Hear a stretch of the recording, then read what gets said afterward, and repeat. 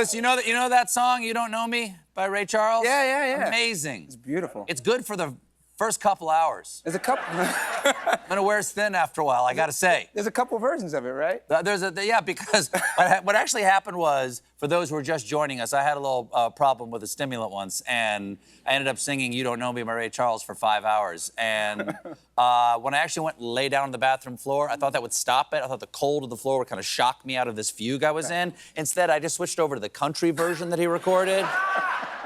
And then that was the end of it. That actually saved my life. Okay, coming up in just a few minutes, we got two amazing actors here tonight. I've never interviewed either one of these gentlemen, and I'm very excited. From the new movie, Bob Marley, One Love, Kingsley Ben-Adir will be out here in just a moment. And before that, my first guest tonight, you know him from Elvis, Austin Butler will be out here in just a moment. The new Spielberg Tom Hanks series, Masters of the Air, about World War II. Now, folks, I love science. It's giving us everything from penicillin to the device I need to look up how to spell penicillin. And I like to bring you all the latest sciencey science news in my science segment. The sound of science. Hello, science, my old friend. They love it. I'm the new Neil deGrasse Tyson. That's it.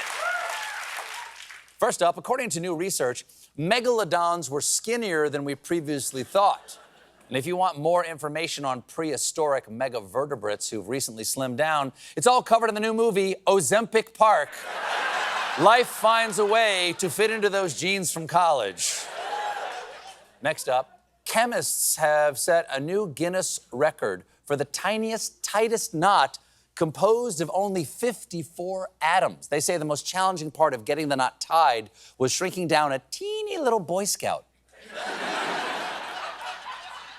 Next up, neuroscientists have found that triathlon training actually reshapes your brain. Specifically, it reshapes your brain into one that thinks that everyone is interested in the fact that you're training for triathlons. No, I understand why you have a number sharpied on your shoulder. No, I get it.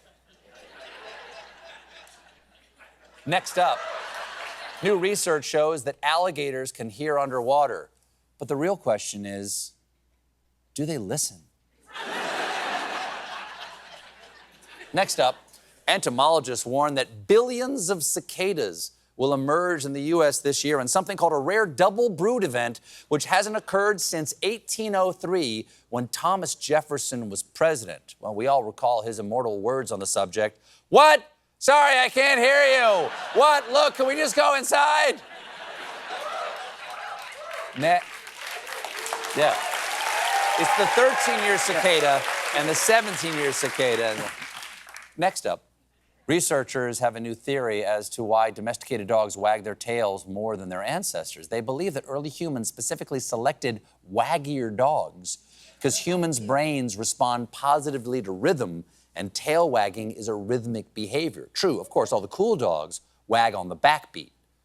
But go to any wedding, and there's always that one dog that wags on the ones and the threes. Come on, get it together, Misty. Next up, good news for people who have convinced themselves they like tea. Scientists have revealed that tea drinkers may age slower. That's neat. Yeah. There you go.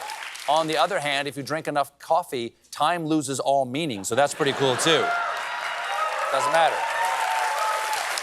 You give your hand to me. Next up, researchers were shocked to discover that according to photographs taken nearly a year apart, a wounded shark regenerated its torn-up dorsal fin. But you know what that shark will never regenerate? Trust.